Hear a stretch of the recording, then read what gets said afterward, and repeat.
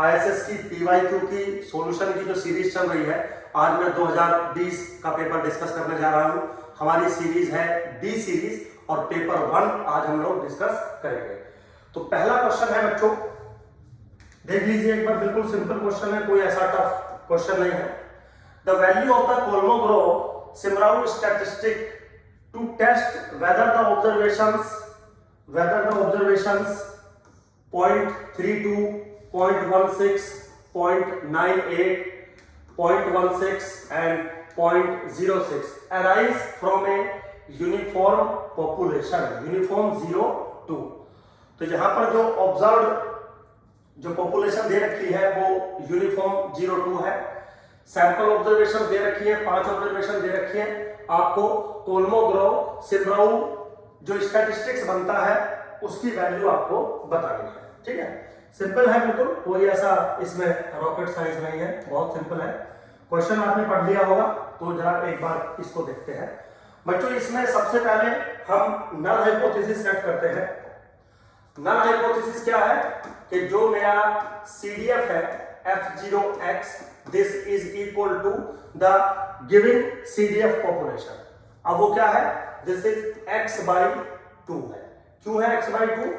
क्योंकि आपको दे रखा है कि x जो है वो यूनिफॉर्म 0,2 को फॉलो करता है। तो इसका जो CDF होता है f(x)(x), this is nothing but x/2। तो ये हो गया मेरा अंडर H0। ठीक, अब मेरे बच्चों यहां पे हम एक्सपेक्टेड CDF की बात करते हैं, fnx, जिसको हम डिफाइन करते हैं। Now this is defined as number of sample observations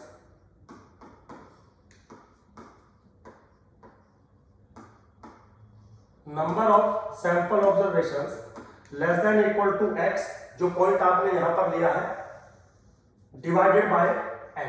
n क्या है?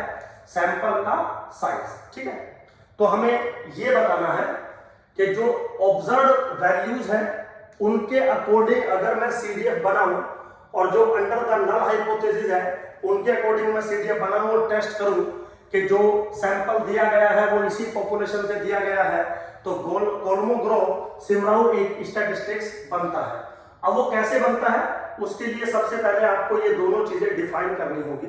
उससे पहले आपको सैंपल ऑब्जर्वेशन लिखनी होगी अकॉर्डिंग टू असेंडिंग ऑर्डर्स।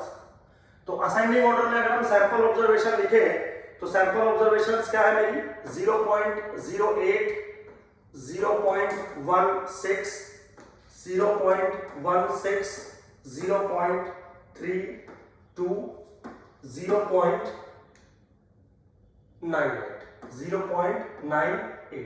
ये हो गया हमारी सैंपल ऑब्जर्वेशन। ठीक, अब बारी आती है F0x की। F0x under the null hypothesis, तो क्या दिया गया है, x/2।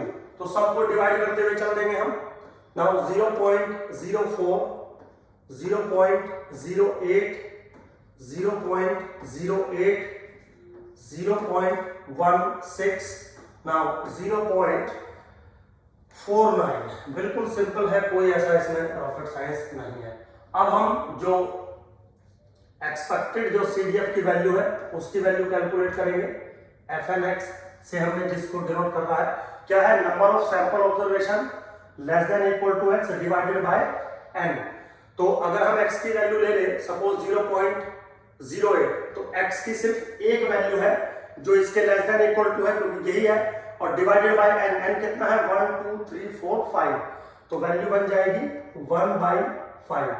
Similarly this is 2/5, this is 3/5, this is 4/5, this is 5/5, which is equal to 1।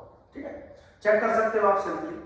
अब नेक्स्ट कॉलम हमें बनाना होता है fnx माइनस f0x, जो भी कोरस्पॉन्डिंग वैल्यूज आपको दी गई है।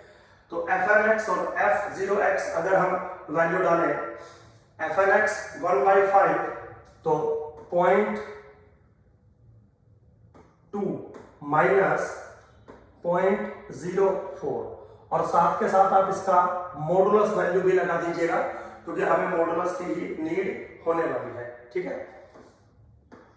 नाउ सेकंड है 0.08 2/4 यानी कि 0.4 minus 0.08 modulus value, and now this is what 0.6 minus के 0.08. now this is what 0.8 minus 0.16. now this is what 1 minus 0.49. एक बार आप मेरे बच्चों चेक कर लीजिए, बिल्कुल सिंपल है, शायद कोई ऐसा इसमें रॉकेट साइंस नहीं है। तो जब आप इनको कैलकुलेट करोगे, कैलकुलेट करने के बाद हम जो DN बनाते हैं, जो टेस्ट स्टैटिस्टिक्स बनाते हैं, वो बनाते हैं supremum over N FNX minus F0X। ये मेरा रूल होता है कि जो DN बनेगा वो इसके वैल्यूज के इक्वलेंट बनेगा। अब यहाँ पे जब आप इस चीज का मैक्सिमम निकालोगे मेरे बच्चों, तो DN जो मेरा बराबर आएगा वो 0.64 के बराबर होगा। Now this is the test statistics value by the Kolmogorov Smirnov statistics. ठीक है, सिंपल है बिल्कुल, कोई ऐसा रॉकेट साइंस मुझे नहीं लग रही है। ठीक, चलिए आगे चलते हैं without wasting the time. Next question क्या कह रहा है आपको? सेकंड क्वेश्चन है given the following contingency table. तो दो है आपके पास, मटेरियल्स और numbers. Leaked not leaked information दे दी। जो मटेरियल है ABCDE, कुछ एक कंटिजेंसी टेबल आपको दे रखी है, इनका टोटल दे रखा है, मतलब रो वाइज जो टोटल है वो इसके बराबर है, इस रो का जो टोटल है वो इसके बराबर है। आगे क्या कह रहा है? It is known that the column total for material C and D are same. Column total of material C यानी कि इस कॉलम का टोटल और मेरे बच्चों इस कॉलम का टोटल सेम है, then the value of x1 x2 and y are respectively आपको बताना है। बहुत सिंपल है मेरे बच्चों। रो सम देखिए, सबसे पहले जो लीक्ड वाला रो है यानी कि जो पहला रो है उसका सम 200 के बराबर है। तो क्या मैं ये कह दूं कि 36 plus 22 plus x1 plus x2 plus 42 is equal to 200। पहली इक्वेशन। दूसरी है 90 plus y plus 46 plus 78 plus 168 is equal to 400। Obviously बात है, जब सीधा लिखा हुआ है टोटल, तो इसका मतलब इस रो का टोटल इतना है, इस कॉलम का टोटल इतना है, उसमें कोई लेना देना ही नहीं है। अब आगे कह रहा है कि जो C कॉलम है और जो D कॉलम है उनका सम बराबर होगा। इसका मतलब एक इक्वेशन बनेगी x1 plus 46 is equal to x2 plus 78। ठीक है मेरे बच्चों, तो अप्रोक्सीमेटली हमारे पास 3-4 इक्वेशन बनने वाली है। जैसे ही आप इन सारी इक्वेशंस को आप सॉल्व करोगे तो x1 की वैल्यू मिल जाएगी 66, x2 की वैल्यू मिल जाएगी 34 और मेरे बच्चों y की वैल्यू मिल जाएगी 18। आप बिल्कुल चेक कर सकते हैं, कोई इतना बड़ा इसमें रॉकेट साइंस नहीं है, ये सिंपल कैलकुलेशन होंगी यहाँ पे। ठीक है, तो A option is the correct option. तो बहुत सिंपल क्वेश्चन था, बस थोड़ा सा मेरे बच्चों ध्यान रखिएगा, जल्दबाजी के चक्कर में कैलकुलेशन गलत मत कर दीजिएगा। ठीक है ना? और वैसे भी जो ये ऑप्शंस दिए हैं यहां से भी बहुत कुछ हमें मिल सकता है। अगर आपकी सिंपली x1 की वैल्यू ही आप कैलकुलेट कर देते हो तो बाकी ऑप्शंस में 66 पहले वाले में है, तो यहीं से आपको टिक मिल जाएगा। तो जरूरी नहीं है आप x2 भी निकालें, y भी निकालें, मैंडेटरी नहीं है, लेकिन x1 को आप सही से कैलकुलेट करिएगा, तभी आपको रिजल्ट देखने को मिलेगा। ठीक है बेटा, चलिए तो आगे चलते हैं। अगला क्वेश्चन है, in a clinical trial and randomly chosen persons were enrolled to examine whether 2 different skin creams A and B have different effect on the human body. Cream A was applied to one of the randomly chosen arms of each person, cream B to the other arms. Which statistical test is to be used to examine the differences? ठीक है, 2 sample Kolmogorov Smirnov test no, क्योंकि ये independent samples पे applicable होता है। 2 sample t test if normally can be assumed नहीं, क्योंकि ये भी इंडिपेंडेंट सैंपल्स के लिए यूज होता है। Paired t test if normality can be assumed, answer है यस।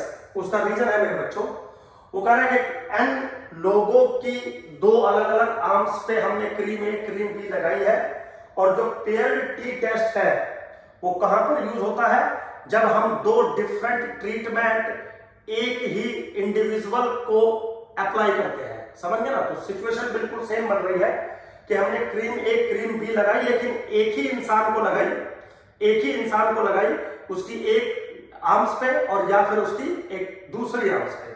तो अगर हम n ट्रीटमेंट्स अप्लाई करते हैं on A 2 parts of A individual body, तो हम हमेशा पेयर्ड टी टेस्ट का इस्तेमाल करते हैं। तो अजम्पशन जो है वो सेटिस्फाई हो रही है विद द ऑप्शन सी। तो इस यहां पर क्या कह रहे हैं कि हम which statistical test is to be used to examine the differences, only the paired t test satisfy the condition. तो सिंपल था।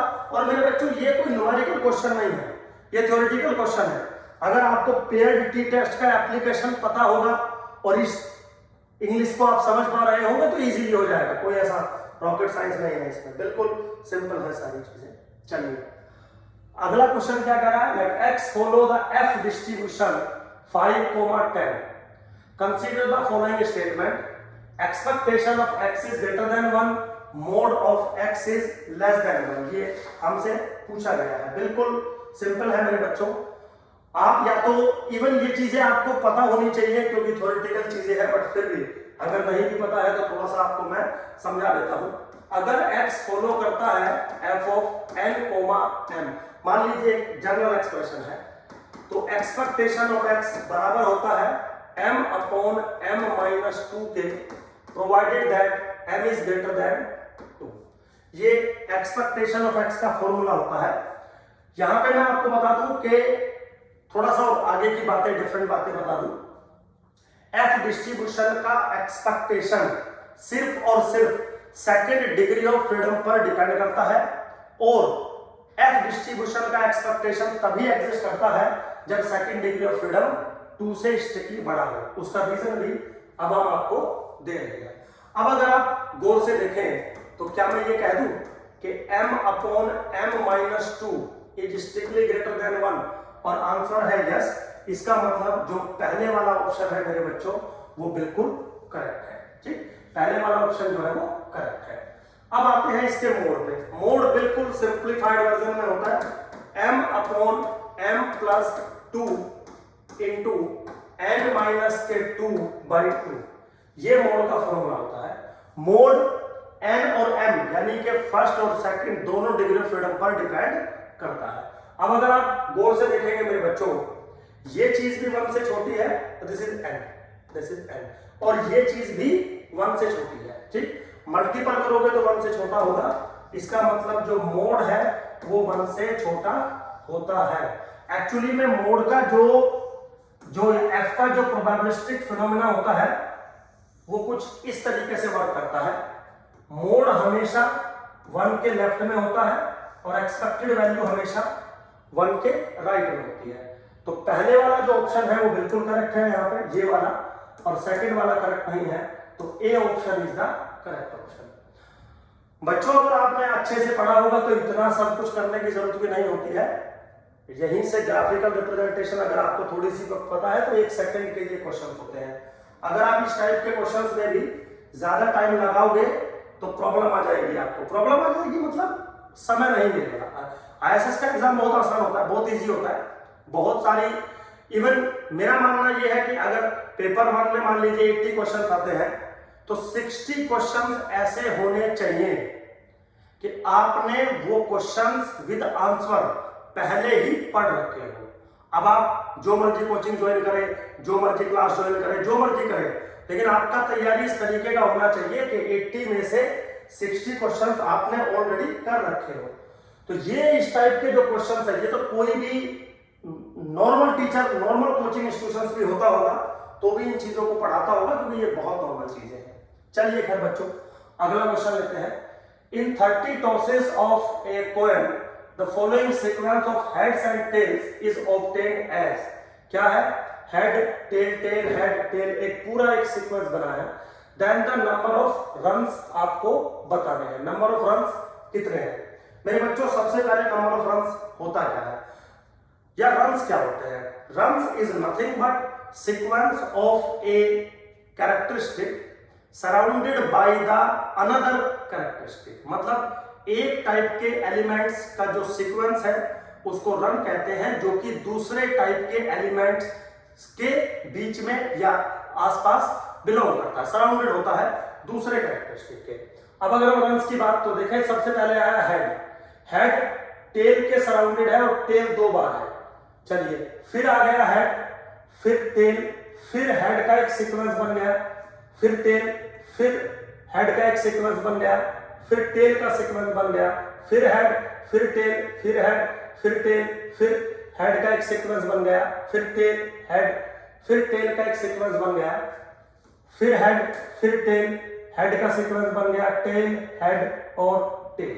ठीक है, तो कितने रन हो गए? 1 2 3 4 5 6 7 8 9 10 11 12 13 15 16 17 18 19 20 21 22। ये लो, B option is the correct option. अब आप चेक कर लेना कि वाकई में बी ऑप्शन करेक्ट है या नहीं, वो एक बार आप देख लीजिएगा। तो मेरे बच्चों 5 क्वेश्चन मैंने इस वीडियो में करवाए, बिल्कुल सिंपल थे, बहुत नॉर्मल थे। अगर थोड़ी सी भी आपने पढ़ाई करी है या आपके टीचर ने आपको अच्छे से समझाया है तो इन क्वेश्चंस को करने में मैक्सिमम 5 से 6 मिनट का समय लगना चाहिए। उतना भी ज्यादा बोल रहा हूं क्योंकि ये बहुत क्विकली क्वेश्चन होता है। देखिए, क्लास में जब मैं आपको समझा रहा होता हूं तो थोड़ा टाइम ज्यादा लगता है क्योंकि बताना पड़ता है। एग्जाम हॉल में बताना नहीं पड़ता, फटाफट आपका क्वेश्चन हो जाता है। चलिए खैर, थैंक यू वेरी मच, मिलते हैं नेक्स्ट वीडियो में।